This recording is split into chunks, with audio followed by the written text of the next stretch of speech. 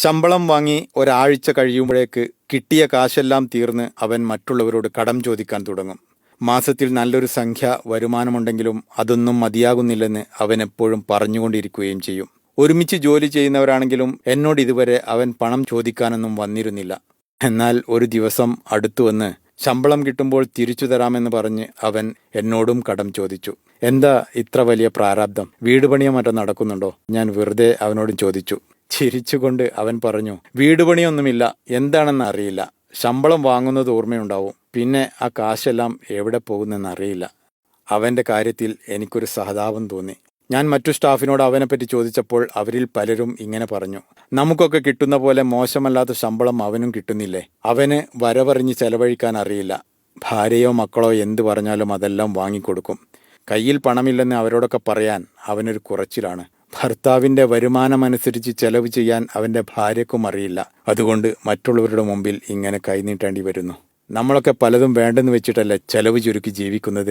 അവൻ്റെ വീട്ടിൽ നീയൊന്ന് പോയി നോക്കണം. വില കൂടിയ വീട്ടുപകരണങ്ങൾ, ഫർണിച്ചറുകൾ പലതും ലോണെടുത്ത് വാങ്ങിയതാണ്. മാസത്തിൽ നല്ലൊരു സംഖ്യ ഇൻസ്റ്റാൾമെൻ്റ് അടക്കണം.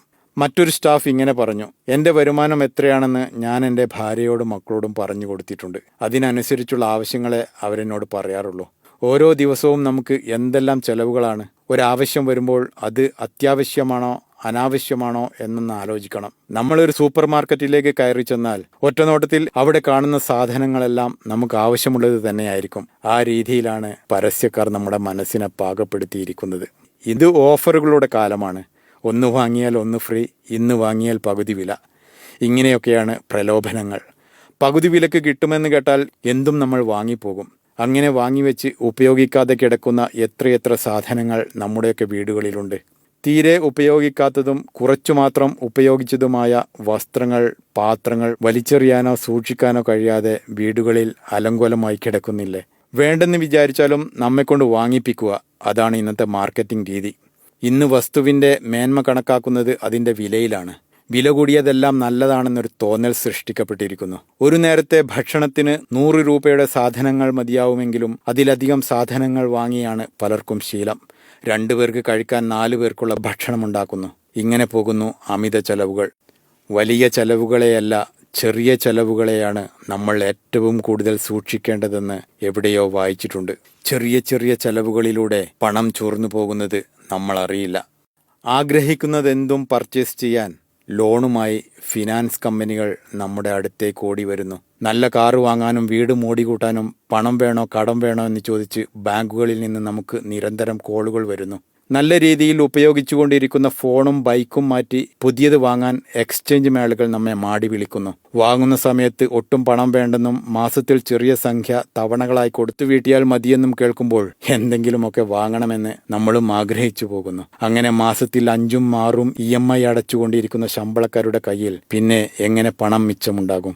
ചെലവുകൾ നിയന്ത്രിച്ച് കുറച്ചൊക്കെ മിച്ചം വെക്കാൻ ശീലിച്ചില്ലെങ്കിൽ അവനെപ്പോലെ എന്നും മറ്റുള്ളവരുടെ മുമ്പിൽ കൈനീട്ടേണ്ടി വരും. എന്നും ഒരുപോലെ പണം നമ്മുടെ കയ്യിലേക്ക് വരണമെന്നില്ല. ചിലപ്പോൾ ഒരു 100 രൂപയ്ക്ക് പോലും നമ്മൾ കുടുങ്ങിപ്പോകാറില്ലേ? പണ്ടൊക്കെ പഴയ ആളുകൾ മണ്ണിന്റെ ഒരു കൂട് വീടിന്റെ മൂലയിൽ കുഴിച്ചിടുമായിരുന്നു. ഞങ്ങളതിനെ കാശിത്തൊണ്ട് എന്ന് പറയും. പലപ്പോഴായി കയ്യിൽ മിച്ചം വരുന്ന ചില്ലറ തുട്ടുകൾ അതിലിട്ട് വെക്കും. കുട്ടികളെയും അങ്ങനെ ചെയ്യാൻ ശീലിപ്പിക്കും. കുറച്ചു മാസങ്ങൾ കഴിഞ്ഞ് അത് പൊട്ടിച്ചു നോക്കിയാൽ അതിൽ നല്ലൊരു സംഖ്യ ആയിട്ടുണ്ടാവും. കുട്ടികൾക്ക് സമ്പാദ്യശീലമുണ്ടാവാൻ അത് നല്ലതായിരുന്നു. ഇന്ന് മക്കൾക്ക് സമ്പാദ്യശീലമില്ല. അവർ പണം ചോദിക്കുമ്പോൾ എത്രയാണെങ്കിലും രക്ഷിതാക്കൾ എടുത്തു കൊടുക്കും. അത് തീരുമ്പോൾ പിന്നെയും കൊടുക്കും. മക്കൾക്ക് അവർ ആഗ്രഹിക്കുന്നത് അപ്പോൾ തന്നെ കിട്ടണം. ഇന്ന് മക്കൾക്ക് പണത്തിന്റെ വിലയറിയില്ല. ആരും പറഞ്ഞു കൊടുക്കുന്നുമില്ല. ഒരിക്കൽ അവർ ചോദിക്കുന്ന പണം കൊടുക്കാൻ കഴിയാതെ വരുമ്പോഴാണ് പ്രശ്നങ്ങൾ തുടങ്ങുക. നല്ല മാർഗത്തിൽ പണമുണ്ടാക്കണമെന്നും വരവറിഞ്ഞ് ചെലവ് ചെയ്യണമെന്നും പറഞ്ഞു തരാൻ പണ്ടൊക്കെ ആളുകളുണ്ടായിരുന്നു. ഇന്ന് എങ്ങനെയെങ്കിലും പണം ഉണ്ടാക്കിയാൽ മതി, അതെങ്ങനെയെങ്കിലും ചെലവാക്കിയാലും മതി. അതുകൊണ്ടായിരിക്കാം എത്ര കിട്ടിയാലും ആർക്കും മതിയാകാത്തതും. Story and narration, Razak വഴിയോരം.